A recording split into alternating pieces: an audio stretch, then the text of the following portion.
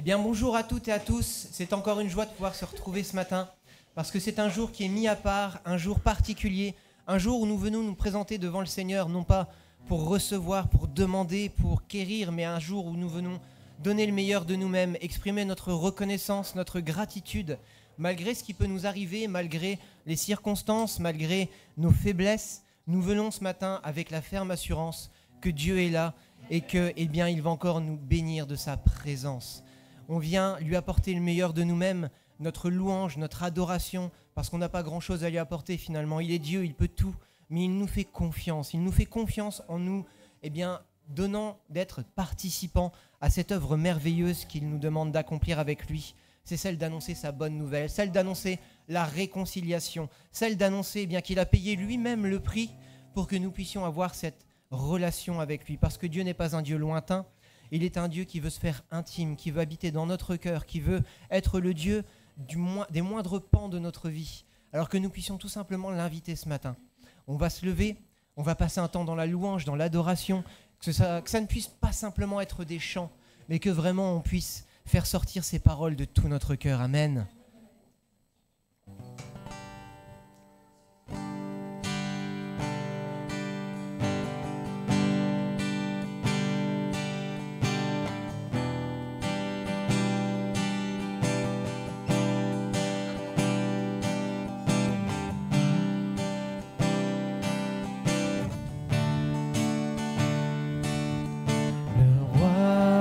Sa beauté,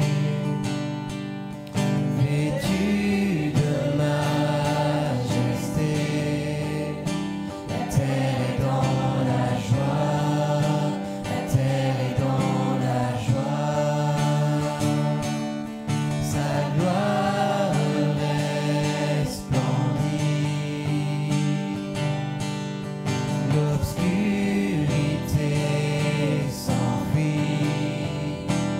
au son de sa voix, au son de sa voix, combien Dieu est grand, chantons-le, combien Dieu est grand, et tous verront combien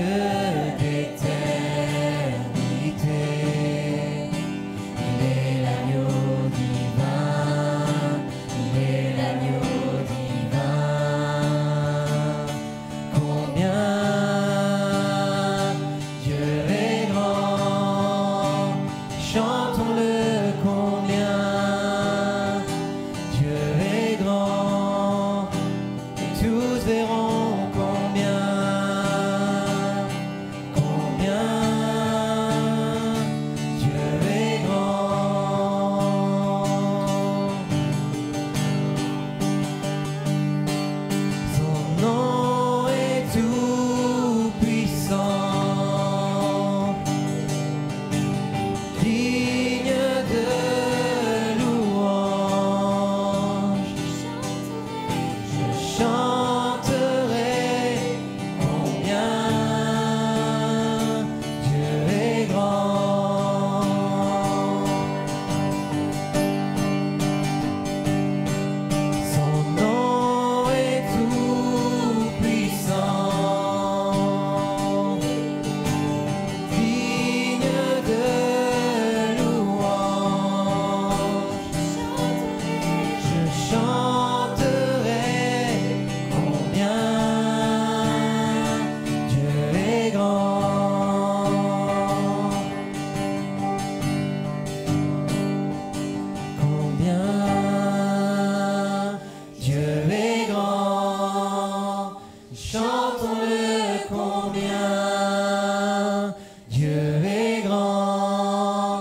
et tous verront combien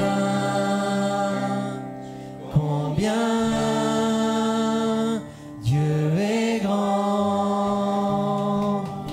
Oui, Seigneur, nous voulons te proclamer, Seigneur, et t'acclamer ce matin encore, parce que tu es le Dieu qui est grand, le Dieu qui est tout-puissant, le Dieu dont le nom est élevé au-dessus de tous les noms, et Amen. Celui en qui nous avons mis notre confiance, c'est toi, Père. Alors malgré ce que nos yeux peuvent voir, malgré ce que nos corps peuvent ressentir, Seigneur, nous voulons, Seigneur, regarder à toi d'abord, Seigneur. Chercher ton royaume et ta justice, Seigneur, avec la foi que tout le reste, eh bien, tu nous le donneras, Seigneur.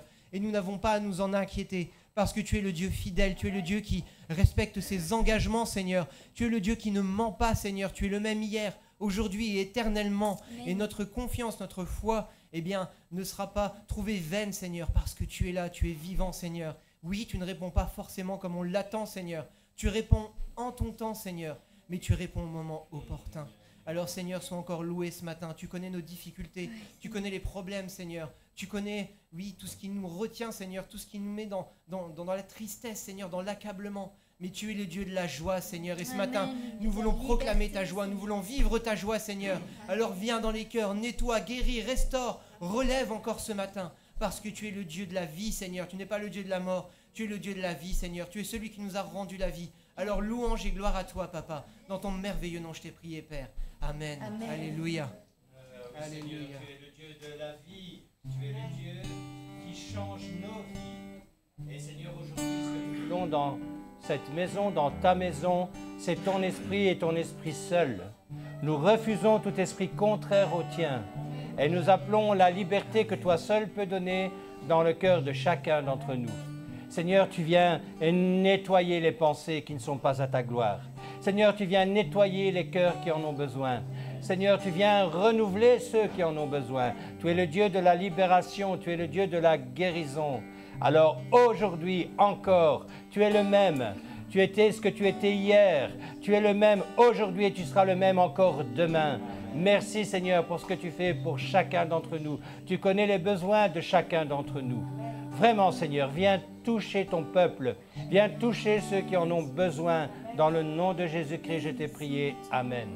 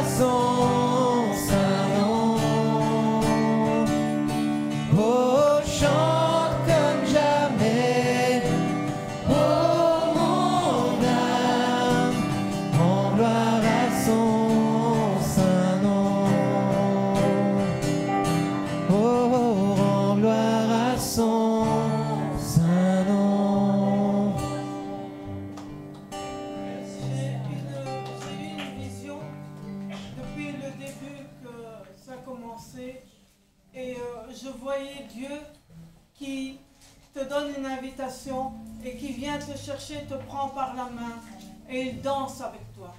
Dieu danse avec toi. Et chaque pas de danse qu'il fait avec toi, ce sont des chaînes qui tombent, des entraves qui tombent. Amen. La chaîne de la peur de demain est tombée.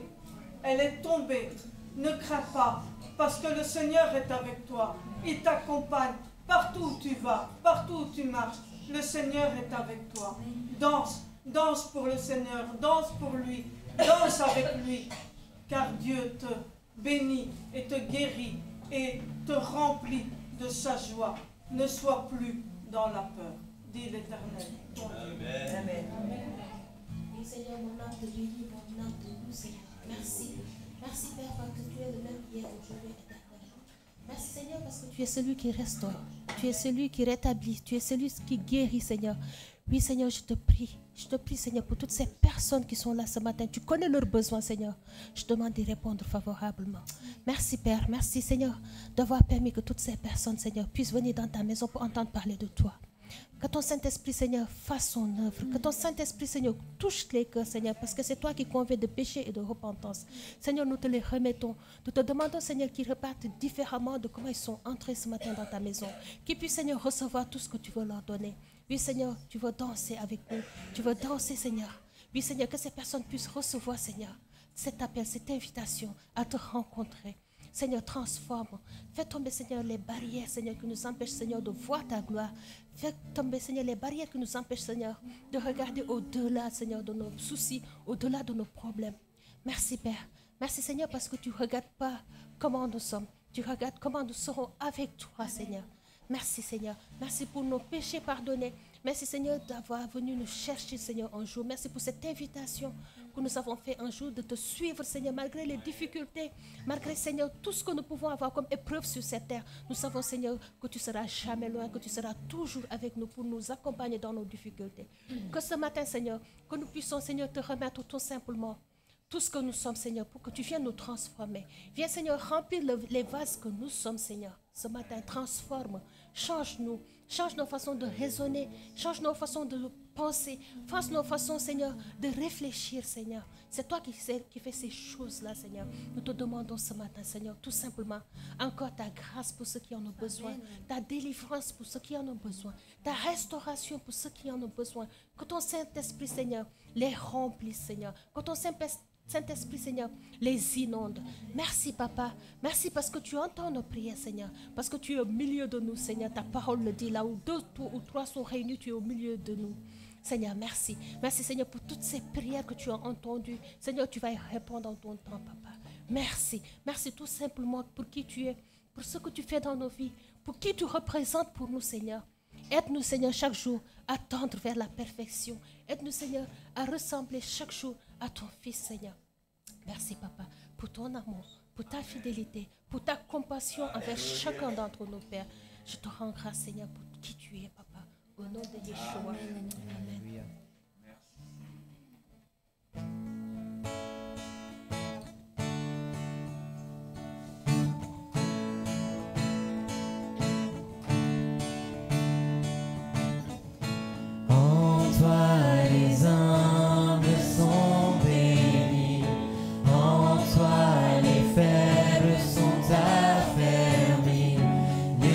Cœur brisé, tu rétablis.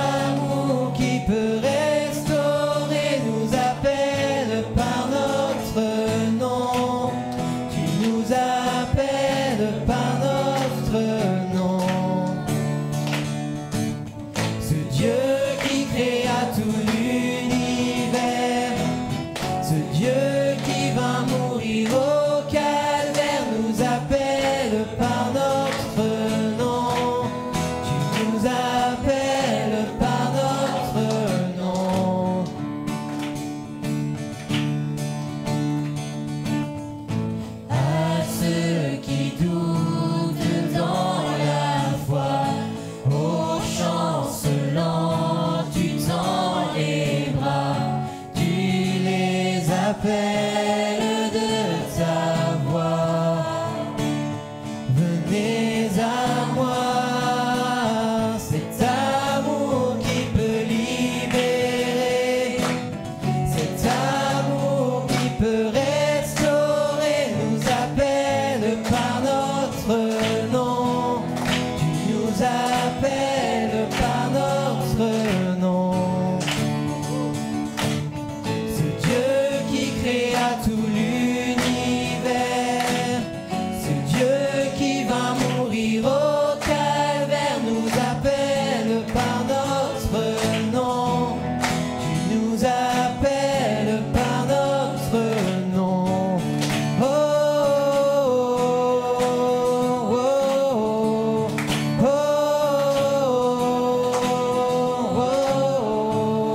oh,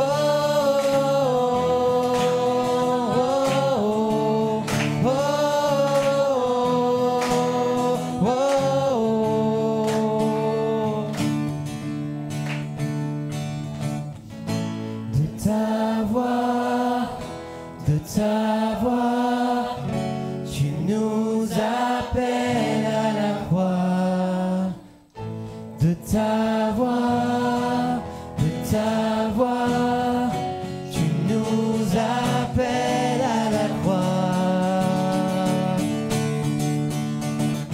Cet amour qui peut libérer, cet amour qui peut restaurer, nous appelle par notre nom. Tu nous appelles par notre nom. Ce Dieu qui créa tout l'univers, ce Dieu qui va mourir au calvaire, nous appelle par notre nom.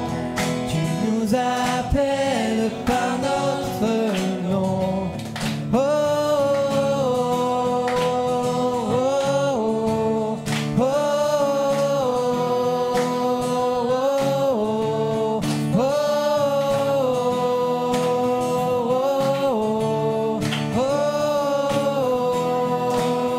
oh,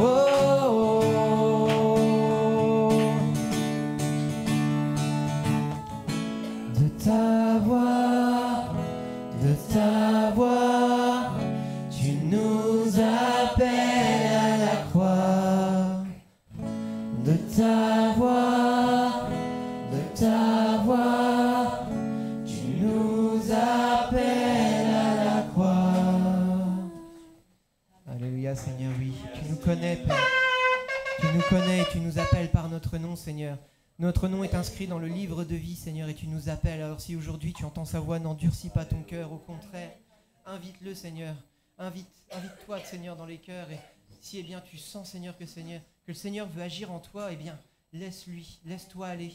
Fais tomber ces barrières de faux raisonnement, fais tomber ces barrières peut-être de protection que tu t'es mis, mais laisse-toi aller, laisse-le agir, laisse-le nettoyer, laisse-le te relever. Aujourd'hui, Dieu veut te restaurer, Dieu veut te relever. Il a payé le prix pour toi et il désire te connaître, il désire s'asseoir avec toi, il désire diriger ta vie vers des eaux paisibles, vers des eaux calmes.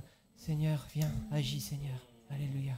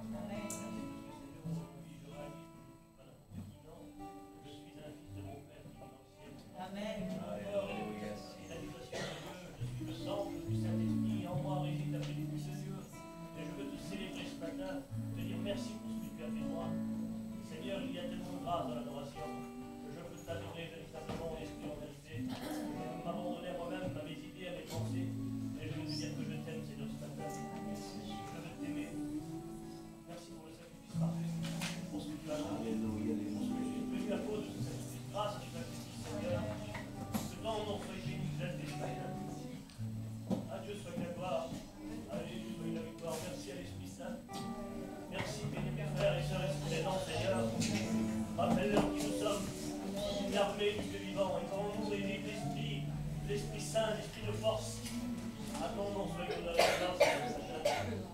Amen. Seigneur, c'est toi qui nous fais revivre. C'est toi qui nous fais renaître, comme ce papillon qui sort de sa chrysalide, comme cette fleur qui renaît au printemps. C'est toi qui nous donnes cette splendeur, cette beauté, Seigneur, parce que de ce que nous étions avant, morts, tu nous donnes la vie, et la vie en abondance. Alors comme ce papillon qui était avant chenille et qui devient ce beau papillon, Seigneur, tu veux faire de nous chacun une nouvelle créature. Tu fais de nos cœurs, Seigneur, un nouveau cœur. Tu changes nos cœurs de pierre en cœur de chair. Tu nous changes, tu nous transformes, Seigneur. Que vraiment on soit renouvelé par ton intelligence, par ton Saint-Esprit, Seigneur. Seigneur, guide-nous chaque jour de nos vies. Et Seigneur, je te remercie parce que sur ce chemin, tu nous tiens la main. On n'est pas tout seul, Seigneur.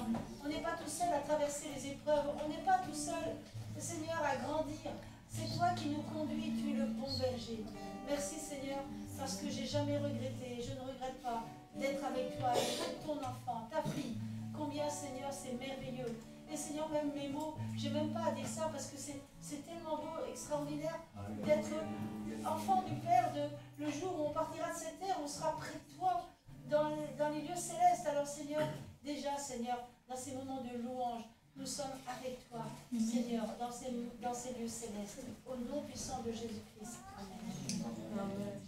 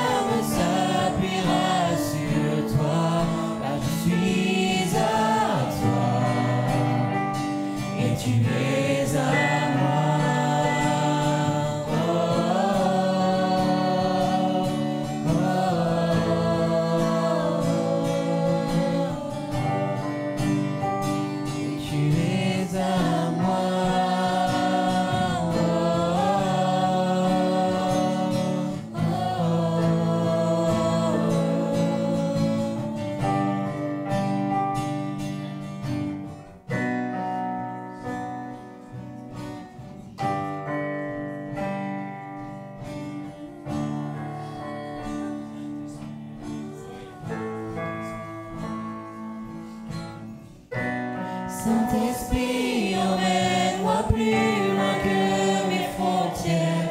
Fais-moi marcher sur la mer, partout où tu m'appelleras.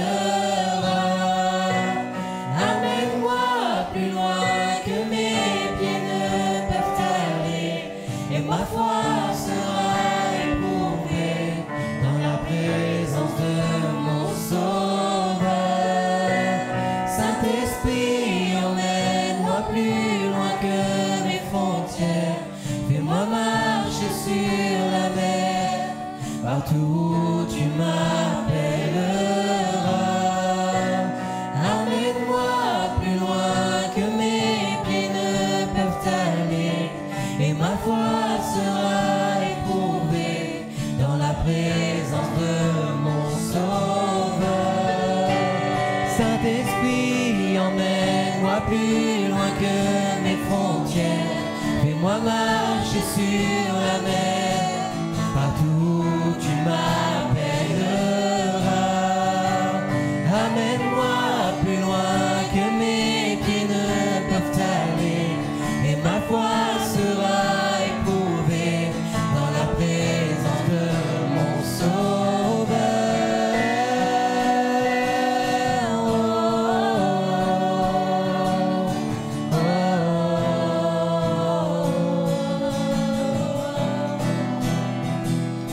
Mon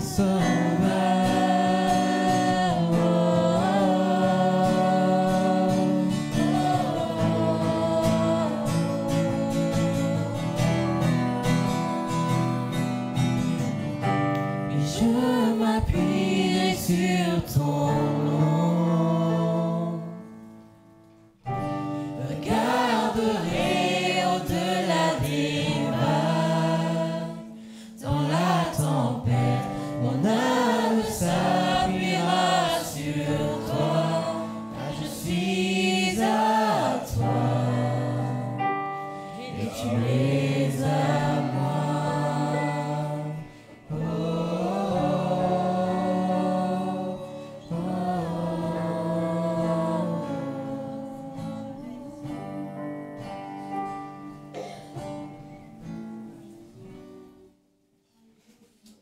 Alléluia. Encore un. C'est moi. J'en avais oublié encore un. On est bien dans la présence du Seigneur, amen. Et on va le chanter parce que c'est si bon de louer son nom, amen. On a cette grâce de pouvoir connaître le Dieu très haut, le Dieu qui a fondé les cieux et la terre, le Dieu qui a créé l'univers, le Dieu qui a désiré nous connaître. Et ce Dieu que nous adorons, il n'est pas lointain, il est proche. Alors que nous puissions ensemble proclamer qu'il est bon de louer son nom, amen. Amen.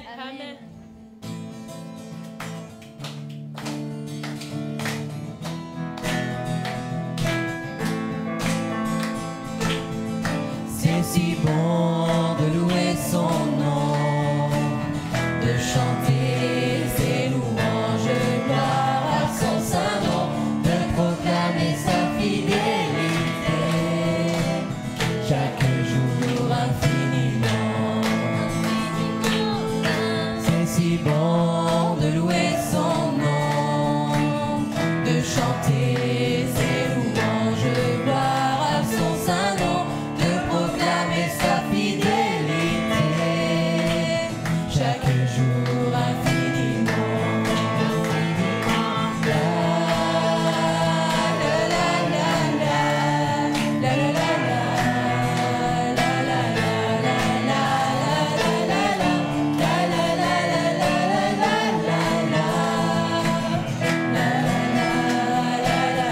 C'est si bon.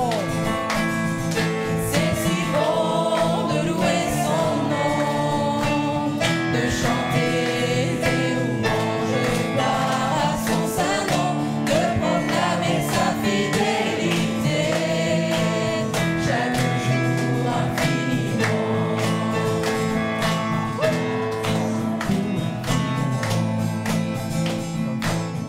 Chaque jour infiniment.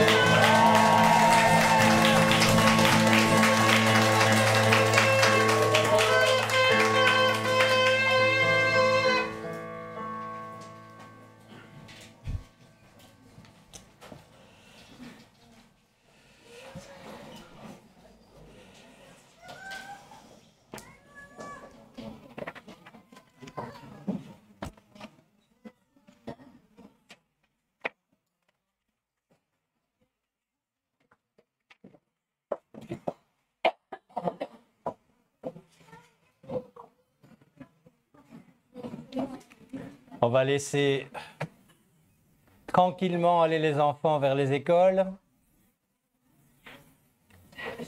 Je vous salue tous Il y a beaucoup de têtes que je ne connais pas aujourd'hui. Bienvenue dans l'Assemblée. Des amis internautes, bien sûr, très content de pouvoir partager ce temps de prédication avec vous. Et aujourd'hui, le titre de mon partage, c'est « Croyance avec S » ou « Vérité avec un grand V ». On va parler de la bonne nouvelle. On va élever le nom de Jésus-Christ. On va se rappeler pour ceux qui le connaissent et pour ceux qui ne le connaissent pas, dire ce qu'il est venu faire ici, pourquoi il est venu. Et vous allez voir, c'est passionnant. Ça donne envie de mieux le connaître. Et je vais commencer, merci, à vous lire un texte que nous trouvons dans le livre de Jean, au chapitre 1er, qui nous dit qui il est en fait. Il nous dit qui il est dans ce texte. Du verset 1 au verset 5, et puis je lirai le verset 14. Au commencement était la parole, et la parole était avec Dieu. Et celui qui est la parole était Dieu. Il était au commencement avec Dieu. Toutes choses ont été faites par lui, et rien de ce qui a été créé ne l'a été sans lui. En lui était la vie, et la vie était la lumière des hommes.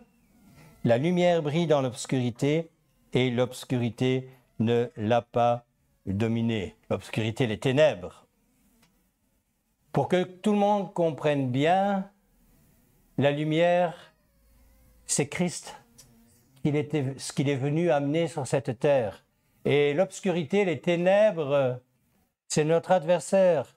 C'est celui qui veut tout faire pour que nous ne rencontrions pas ce Dieu extraordinaire. La différence entre ce que la Bible annonce et les autres religions, parce que je ne suis pas en train de vous donner un cours de religion.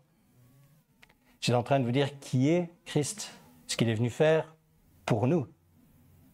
C'est que ce Dieu-là est venu sur terre nous dire qui il était.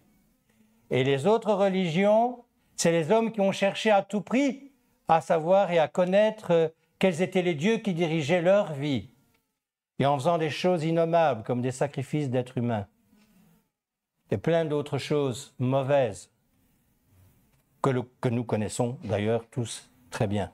Amen. Jésus, c'est la parole éternelle, c'est la parole faite chair. Il est venu ici-bas pour que nous comprenions parfaitement quel est le plan du salut que Dieu a prévu pour chacun d'entre nous.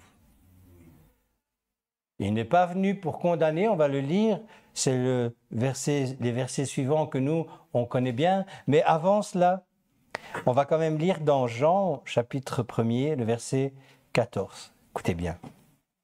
La parole est devenue un être humain et a habité parmi nous, et nous avons vu sa Shekinah, sa gloire, la présence manifeste de Dieu.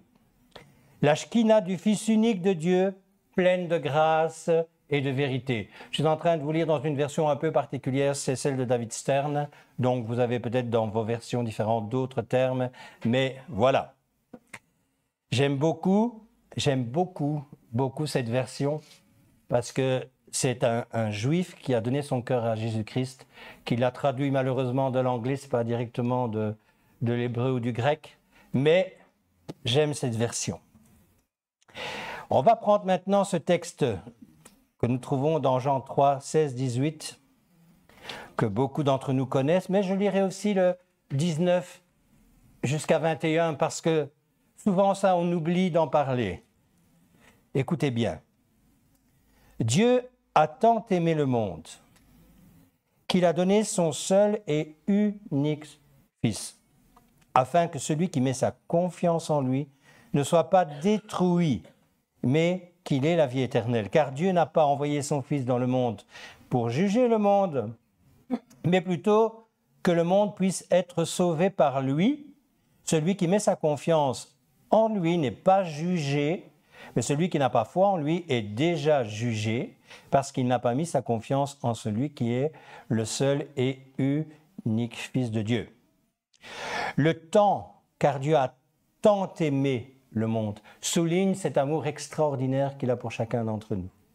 Il a tant aimé le monde qu'il a fait quelque chose que personne ne peut imaginer comme étant être raisonnable.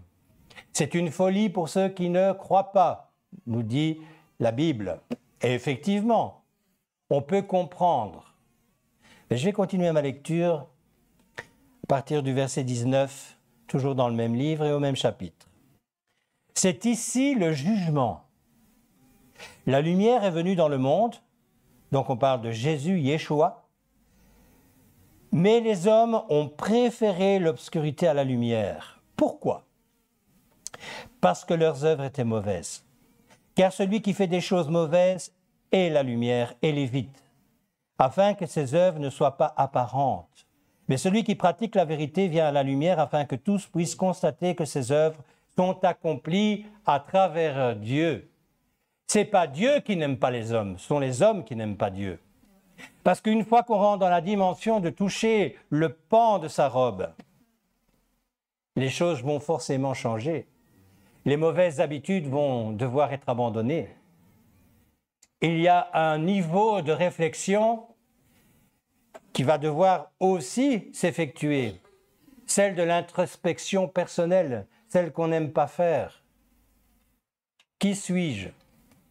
On peut cacher beaucoup de choses aux hommes. Il y a des menteurs professionnels. Mais même si tu es un menteur professionnel, avec Dieu, ça ne va pas marcher. Il sait parfaitement qui tu es. Et je reviens sur les premiers textes que je vous ai lus. Il n'a pas envoyé Jésus-Christ pour nous condamner, mais pour nous sauver. Mais faut-il encore que nous acceptions la main qui est tendue ? Ça ne va pas se faire tout seul. J'ai appris une chose avec toutes ces années, c'est que tout ce qui est émotionnel ne fonctionne pas. Avec Jésus-Christ, quand on dit l'avoir accepté comme étant Sauveur, Seigneur, c'est encore une autre dimension. Pourquoi ? Ce n'est pas une émotion, le salut. C'est une prise de décision. J'allais par là, j'ai décidé d'aller par là. Ça, c'est une réalité. Il doit y avoir un changement radical, quelque chose qui est décidé par soi-même, parce qu'on a compris le message de la croix. On va y revenir sur le message de la croix. Cette folie qui sauve. Parce qu'elle sauve, cette folie, frères et sœurs. Amen. On va aller dans les Actes, au chapitre 4, et je vais vous lire les versets 11 et 12. Là aussi, ce sont des textes qui donnent la vie. Si simplement on les accepte comme tels, et si, même si on ne les comprend pas, on a un peu de foi qui nous amène à expérimenter quelque chose, à croire ce qui nous est dit. Ce Yeshua est la pierre que vous, les baptiseurs, avez rejetée et qui est devenue la pierre d'angle. S'adresse à des hommes qui connaissaient parfaitement la Torah, l'Ancien Testament, qui connaissaient parfaitement le plan de Dieu. Pourtant, ils n'en voulaient pas de ce Jésus. Il n'y a de salut en aucun autre, car il n'y a sous le ciel aucun autre nom qui ait été donné aux hommes par lequel nous devions être sauvés. Amen. Tous les chemins mènent à Rome, c'est faux. En tout cas, en ce qui concerne le salut, c'est archi faux. Il n'y a qu'un seul chemin. Il n'y en a pas 36. Tu passes par Jésus-Christ, tu es sauvé, tu ne passes pas par lui, tu n'es pas sauvé. Pourquoi ?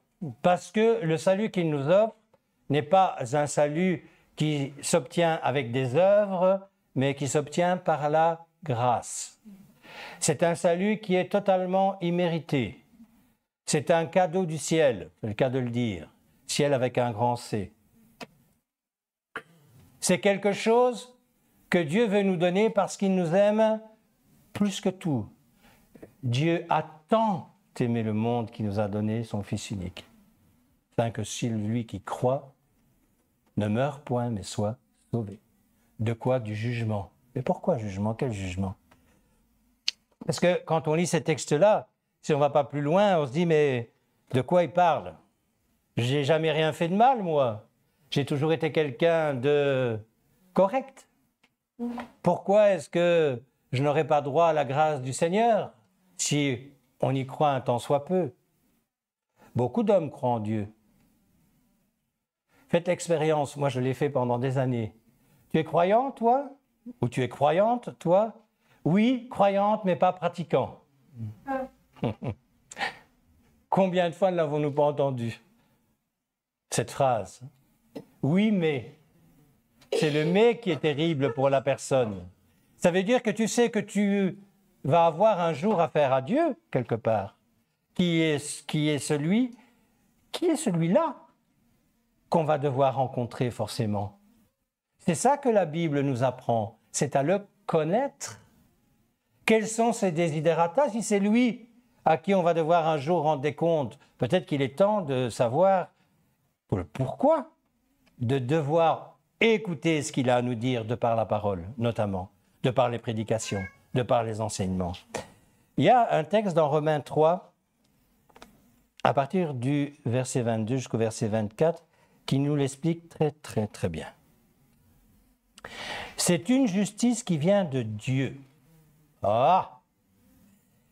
Par la fidélité de Yeshua le Messie, on peut dire Jésus-Christ, si vous préférez, à tous ceux qui mettent leur confiance en lui. Car il n'y a pas de différence entre le juif et le païen, puisque tous ont péché et sont privés de la louange de Dieu. Dans vos versions, c'est la gloire de Dieu. Je sais. Par la grâce de Dieu, sans qu'elle ait été méritée, il a été accordé à tous d'être considérés justes à ses yeux au travers de l'œuvre rédemptrice accomplie par Yeshua le Messie qui nous a délivrés de notre esclavage du péché. Amen.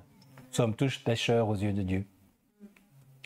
Ah oui, on va revenir au commencement, à Bereshit. Il y a un homme et une femme qui ont fait une grosse erreur. Ils ont désobéi à Dieu. Et cette erreur, c'était celle de manger un fruit qui leur était interdit de manger. Et à cause de cette faute, ils ont été chassés hors du paradis. Quelque part, nous aussi. Il y a eu des conséquences. Il y a eu des conséquences à ce qu'ils ont fait. Quand tu nais, ici-bas, c'est un peu comme si on quitte le côté spirituel et qu'on vient dans le côté matériel. Quand un enfant naît en France ou en Belgique, il a une dette sur les épaules. Il doit de l'argent à l'État. Vous savez ça? Il n'a rien demandé du tout, mais il naît, il doit des sous à l'État. C'est comme ça. Eh bien, nous, quand nous naissons, même si on n'a rien fait, le péché est en nous. Et ce péché, ça nous empêche de voir la gloire de Dieu dans nos vies, de voir Dieu agir dans nos vies. Et s'il nous a tant aimés en le prouvant, c'est parce qu'il y a quelqu'un qui a payé à notre place ce péché. Parce que le salaire du péché, c'est la mort. Et c'est une des raisons pour lesquelles, dans l'Ancien Testament, il y avait ces sacrifices d'animaux, mais qui n'ôtaient pas le péché, ils le recouvraient. Donc, ils calmaient la colère de Dieu. Il y a des saintes colères. Il y a des saintes colères. Celle de Dieu est une sainte colère. Dieu est saint. La colère de Dieu est toujours sainte. Pas les nôtres, mais la sienne, oui. Que ça nous plaise ou non. Jésus-Christ est la parole de Dieu faite chair. Il est venu dire et il est venu faire quelque chose que nous ne pouvions pas.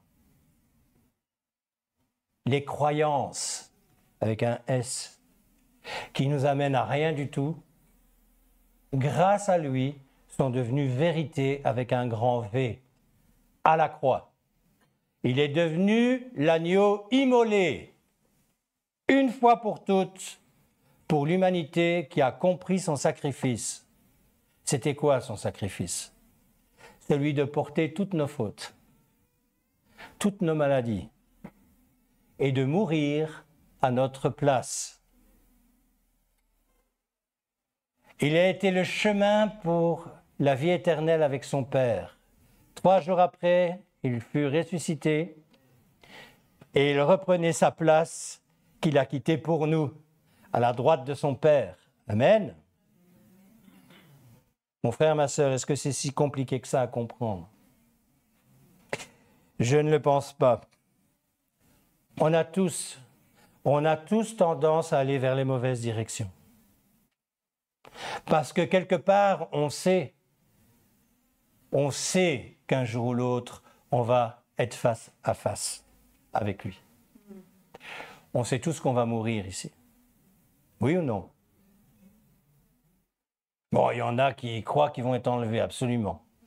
Moi, j'en ai plusieurs qui m'ont dit « Non, ça c'est pour toi, mais moi, toi, tu es déjà un vieux. Hein? Mais moi, je suis jeune, je serai enlevé. Ce que tu dis, que Jésus revient bientôt, donc, mais toi, peut-être bien que, mais moi, j'ai 25 ans. Tous les jours, il y a des enfants de 25 ans qui meurent. Et beaucoup moins. Beaucoup moins. À 1 an, on meurt. À 6 mois, on meurt. Alors là, c'est pas grave. Pour eux, c'est pas grave. Là, il n'y a pas de souci. On a un Dieu juste. Il n'y a pas de problème pour eux. Mais, quand on a 25 ans, on a déjà dû prendre des bons choix ou les mauvais. Hein? Quand on arrivera là-haut, quand ils arriveront là-haut, ces gens-là, ne vont pas dire « on ne savait pas » ou... Parce que Dieu est un Dieu juste. Dieu est un Dieu juste. On va continuer notre lecture dans le livre de Jean et nous allons prendre le chapitre 6 et je vous lis les versets 35 à 40. Donc, Jean 6, versets 35 à 40. C'est les hommes que Jésus côtoie qui dit « Viens de faire un miracle, il a donné du pain et des poissons. Donne-nous toujours du pain. » Et il répond quelque chose de très intéressant. Yeshua répondit « Je suis le pain qui est la vie. Celui qui vient à moi n'aura jamais faim et celui qui met sa confiance en moi n'aura jamais soif. Je vous l'ai dit, vous avez vu, et pourtant, vous continuez à ne pas me faire confiance. Tous ceux que le Père me donne viendront à moi, et quiconque vient à moi, c'est certain, écoutez bien, je ne les rejetterai pas. Car je suis descendu du ciel, non pour faire ma volonté, mais pour faire la volonté de celui qui m'a envoyé. Et voici la volonté de celui qui m'a envoyé, que je ne perde aucun de ceux qu'il m'a donnés, mais que je les ressuscite au dernier jour. Vous vous souvenez de ce que je vous disais avant? Oui, telle est la volonté de mon Père, que tous ceux qui voient le Fils et mettent leur confiance en lui aient la vie éternelle et que je les ressuscite au dernier jour. Amen. C'est à ce moment-là que Michel fait ça, généralement, parce qu'il est content. Mais moi aussi, je n'ai pas les mêmes expressions que lui. Mais alléluia, parce que je ne le mérite pas, parce que je ne mérite absolument pas ça. Mais ce qu'il a fait pour moi me permet de vous dire que je sais que je serai ressuscité au dernier jour. Amen. Écoutez bien, dans le livre de Jean, on trouve 23 déclarations de Jésus assez exceptionnelles. Je ne vais pas toutes les lire, mais « Je suis », ça veut dire en gros, en grec, égoémie, « je suis ». Je suis le pain de vie, on vient de le lire. Je suis la lumière du monde. Je suis la porte pour les brebis. Les brebis, elles ne peuvent pas prendre une autre porte. Je suis le bon berger, c'est sûr. Je suis la résurrection et la vie. Je suis le chemin, la vérité et la vie. Je suis le vrai cep. Ça fait quoi, ça? Pourquoi est-ce qu'il dit ça? Un jour, il y en a un, pas d'entre vous, mais qui m'a dit, ils se vendent beaucoup quand même. Hein. Non, non, ils ne se vendent pas. Il dit qui il est. Il dit qui il est. Et c'est à nous à rentrer dans la dimension d'avoir la foi, qui est un don de Dieu aussi, la foi. Donc si tu n'as pas la foi, mon frère, ma soeur, demande-lui, il va te le donner. La foi, c'est un don, ça ne s'invente pas. La foi, ce n'est pas la méthode Coué. La foi, c'est quelque chose qui est une réalité. C'est les choses qu'on ne voit pas, mais qu'on espère et qu'on sait qui vont se réaliser. Si on se trouve dans le cadre biblique, moi, si j'ai la foi pour avoir une Rolls-Royce, je crois que je vais attendre longtemps. Bien que Kader fait, bon, pourquoi pas. C'est toi qui payeras l'essence alors, hein, parce que moi, il est le seul intermédiaire entre nous et son Père, frères et sœurs. C'est extraordinaire. Vous savez, les messages d'évangélisation, il y a beaucoup de pasteurs qui, pas trop. Moi, évangéliser de cette manière, simplement, comprendre les textes, ça me replonge au début de ma conversion quand moi j'ai compris. C'est magnifique. Ce que Dieu a fait pour nous, c'est magnifique. Ouais. Éphésiens 2, versets 8 à 10. Écoutez ça. Car c'est par la grâce que vous avez été libérés, par le moyen de la foi, je viens de vous le dire.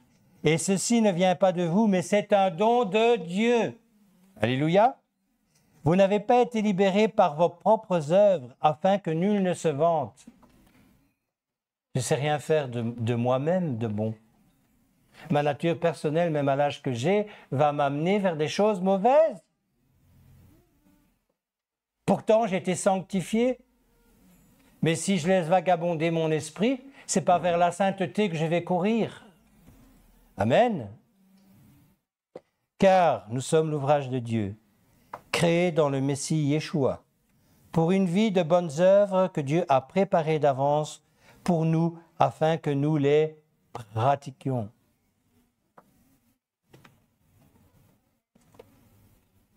On ne fait pas des œuvres pour être sauvé.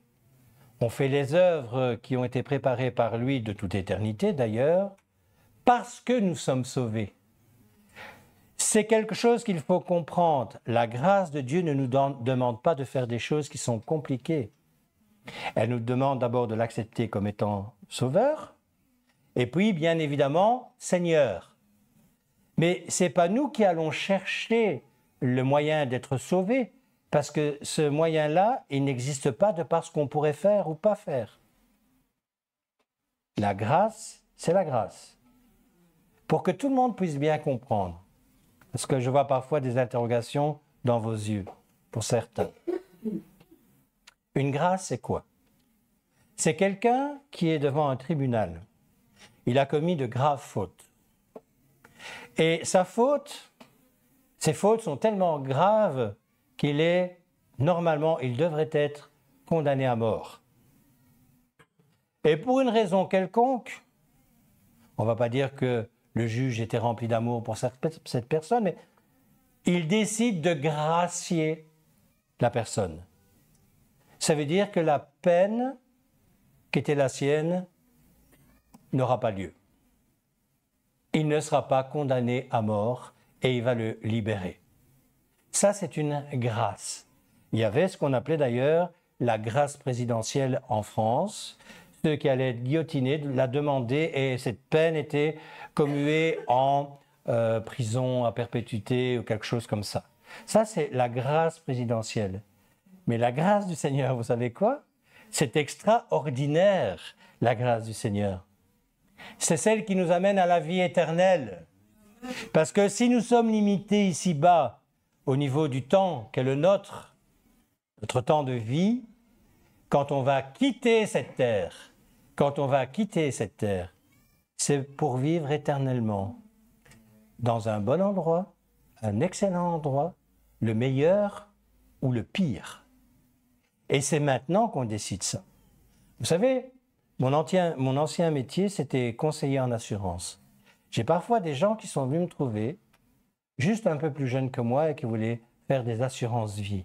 Je leur disais, mais c'est trop tard pour faire une assurance vie. Pourquoi?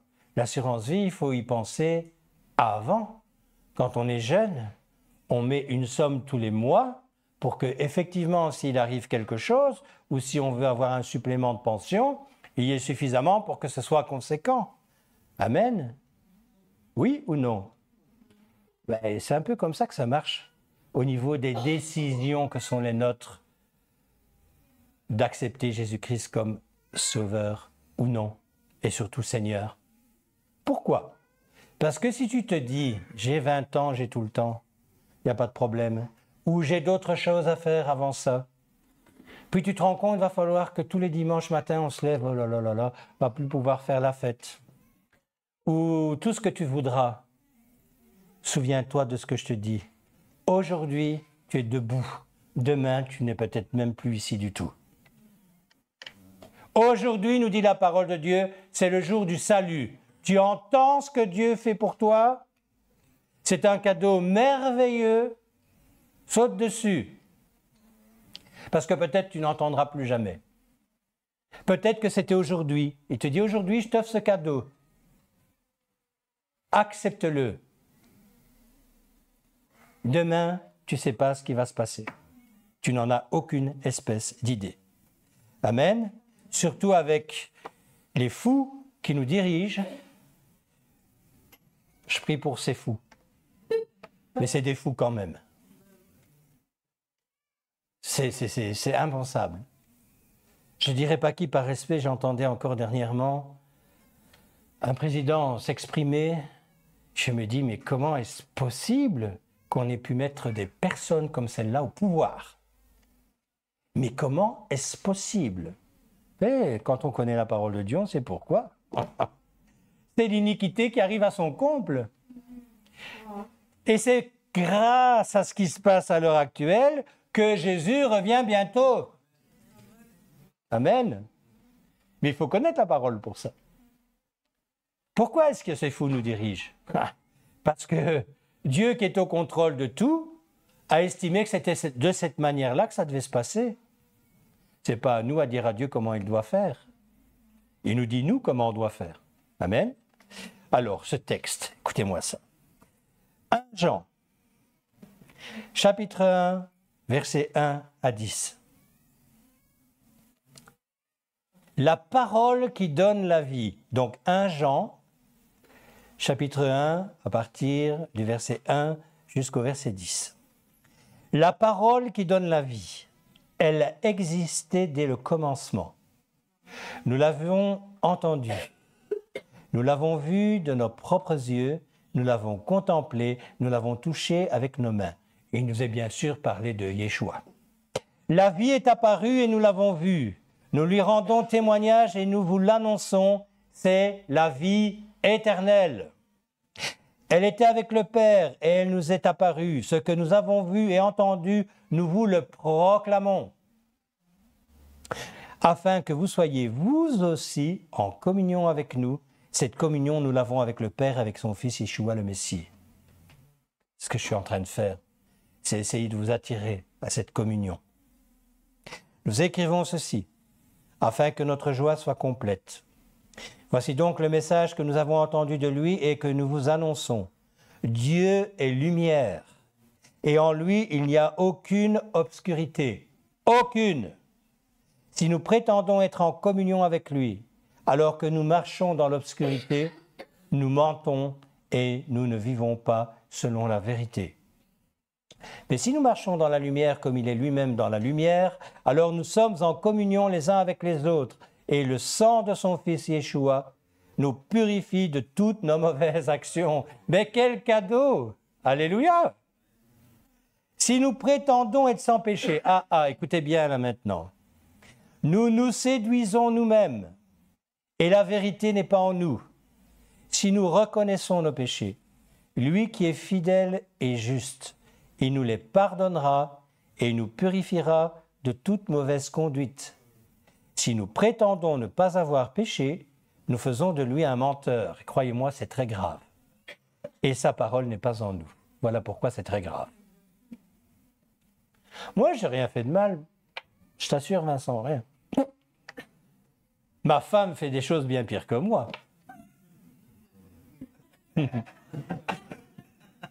m'attendais à autre chose, Michel, mais c'est pas grave. Mais on est comme ça. J'ai jamais tué. J'ai jamais beaucoup volé. Non. J'ai jamais beaucoup volé. Et quand j'ai volé, c'était presque par accident. Des mauvaises pensées, j'en ai pas. Non, bien sûr. J'aime tout le monde. Je suis pas raciste. Non, pas raciste. Mais enfin, quand même, ça fait longtemps que... On est tous pareils. On est tous pareils.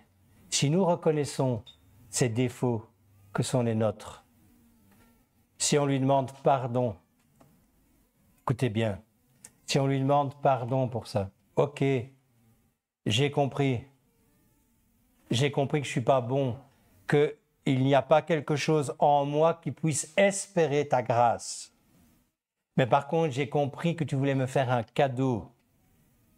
J'ai compris que si je reconnaissais ce que j'étais, que je te demandais pardon pour toutes les mauvaises actions qui ont été les miennes, tu vas me pardonner et tu vas m'accepter pour que moi aussi je puisse connaître la vie éternelle. Mon frère, ma sœur, tu n'auras pas perdu ton temps aujourd'hui. Parce que c'est comme ça que ça marche. Et la foi, demande au Seigneur de te la donner maintenant. Je veux connaître cette joie immense de savoir que dès que je quitterai cette terre, je serai en la présence de Dieu. C'est un cadeau exceptionnel. Il y a des hommes et des femmes qui ont eu des visions du paradis. Je ne sais pas ce qu'il en est. Paul, là je crois plus facilement, mais il ne décrit pas. Par contre, j'ai rencontré des gens qui ont eu des visions de l'enfer. Et c'était suffisant pour qu'ils se convertissent. Pourtant, c'était des hommes et des femmes avec une tête. L'enfer, le Hadès, le lieu de tourment, c'est quelque chose d'abominable. C'est toi, ton moi intérieur, qui vit dans un endroit où personne, vraiment, ne désire aller un jour. Mais tu n'es pas là pour 1 heure, tu n'es pas là pour 15 jours, tu es là pour l'éternité, pour tout le temps, tout le temps, tout le temps, tout le temps. Avec ce regret continuel de dire « mais j'aurais pu » parce que j'ai eu la possibilité de me sauver, d'accepter, le salut qui m'était offert. Imaginez ce que ça pourrait être. L'éternité, on ne peut pas imaginer. Moi, j'ai déjà essayé. J'ai passé une nuit blanche. Non, mais je t'assure, Léontine. C'est terrible, parce qu'on n'est pas fait pour comprendre l'éternité. Pour moi, c'était trop compliqué. J'essayais de comprendre, c'était au début de ma conversion, l'éternité. L'éternité, qu'est-ce que c'est que l'éternité? Quelque chose qui n'arrête jamais, qui est sans fin. Tu ne crois pas que ça vaut la peine de réfléchir aujourd'hui où tu en es avec l'éternité? Aujourd'hui, c'est un jour particulier pour certains d'entre vous. Croyez-moi. Est-ce que tu as déjà pensé à ce temps-là? Mon frère, ma sœur, c'est un message de joie aujourd'hui, mais tu vas mourir un jour. Pas tous, hein. Les plus jeunes, bon, peut-être pas.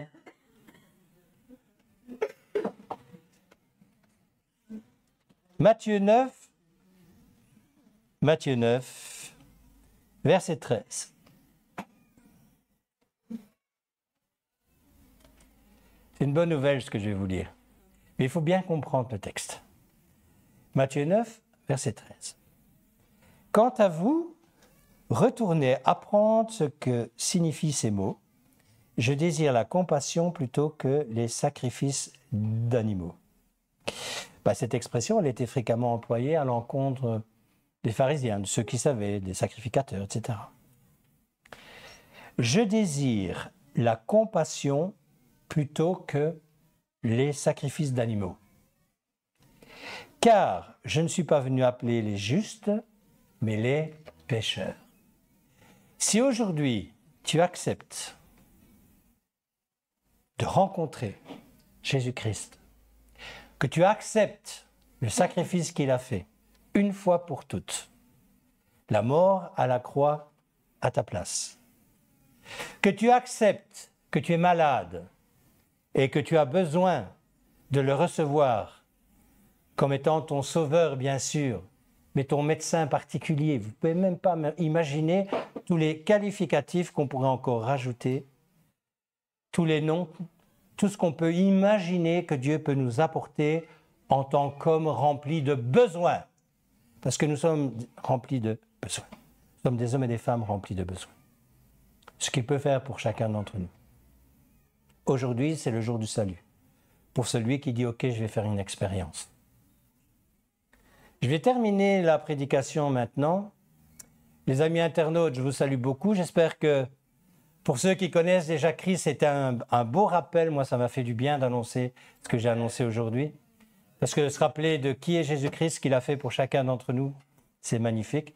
Je rappelle aussi pour ceux qui font partie de notre assemblée que, bien sûr, nous avons notre réunion de prière demain à 20h et notre réunion d'enseignement ce mercredi à 19h30. Soyez bénis. Je vous souhaite à tous et à toutes une très bonne semaine.